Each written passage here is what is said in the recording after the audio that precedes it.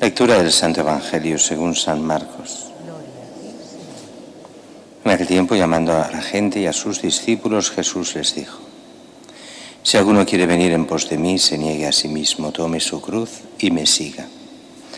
Porque quien quiera salvar su vida la perderá, pero el que pierda su vida por mí y por el Evangelio la salvará.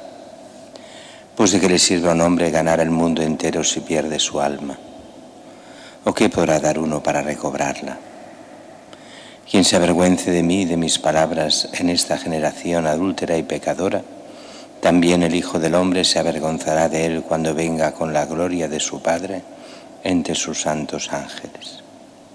Y añadió: en verdad os digo que algunos de los aquí presentes no gustarán la muerte hasta que vean el reino de Dios en toda su potencia.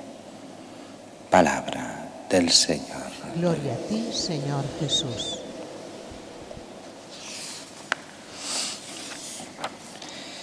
La primera lectura, más que famosa, la Torre de Babel. El mundo va creciendo después de lo de Noé que vimos y llega ese momento en que se hacen estas grandes ciudades, que eran grandes, aunque hoy son enormes, pero en aquella época, ya hace milenios, habían ciudades grandes.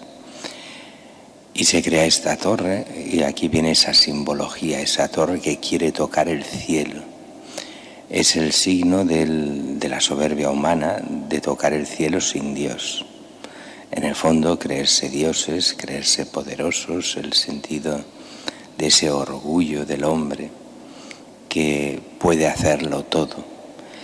Y viene aquí ese castigo, así que no es la destrucción, sino la confusión de las lenguas. O sea, la confusión en el lenguaje, el no entenderse. El hombre, por el pecado de la soberbia, deja de entenderse uno con otro. Es el significado que va más profundo simplemente que solo la división de lenguas. Pero encaja muy bien esta primera lectura con el Evangelio de hoy, porque ese trabajar y hacer sin Dios no sirve para nada. Por eso nos dice el Evangelio de hoy: quien quiera seguirme, o sea, el que quiere venir en pos de mí, se ha de negar a sí mismo, tomar su cruz y seguirme. ¿Qué problema tiene esta lectura, que está hecha con un lenguaje no de la filosofía griega, no occidental, sino oriental? Y entonces nos cuesta a veces acabar de entender el texto. ¿Cómo negarse a uno mismo? Negarse a uno mismo no es aquí con nuestro sentido occidental. El sentido occidental sería negar todo lo que niega a Dios en mi vida, no negarme a mí.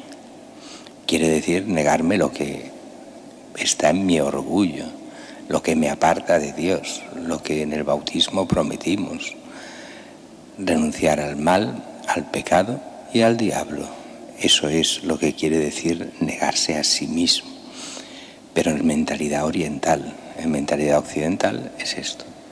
Es renunciar al mal, renunciar al pecado, renunciar al diablo, renunciar a este orgullo mío y quedarme con Cristo, poniéndolo a Él en primer lugar.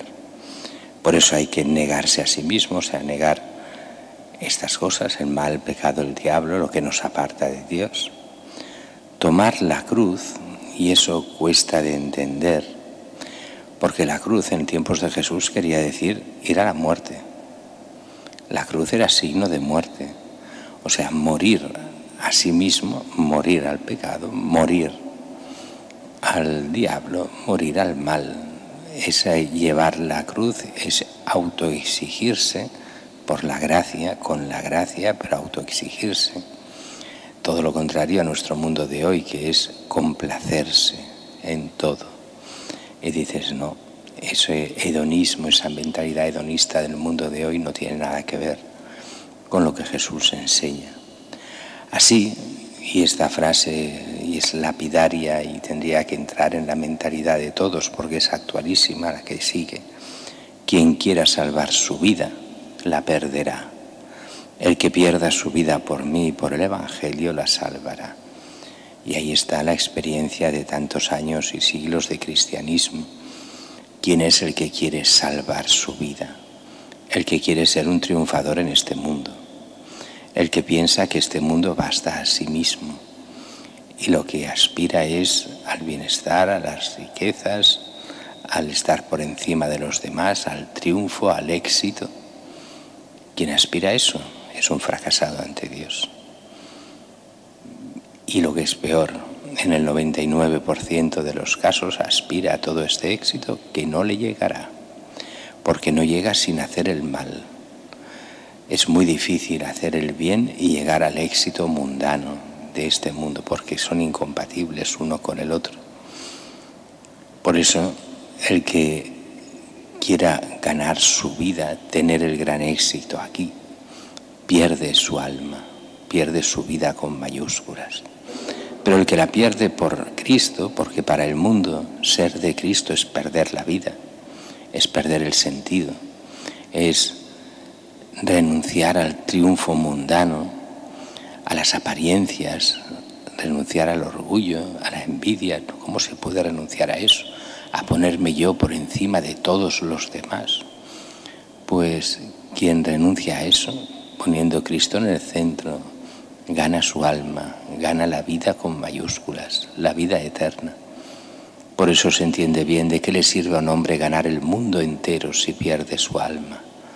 ¿O qué podrá dar uno para recobrarla? Nada.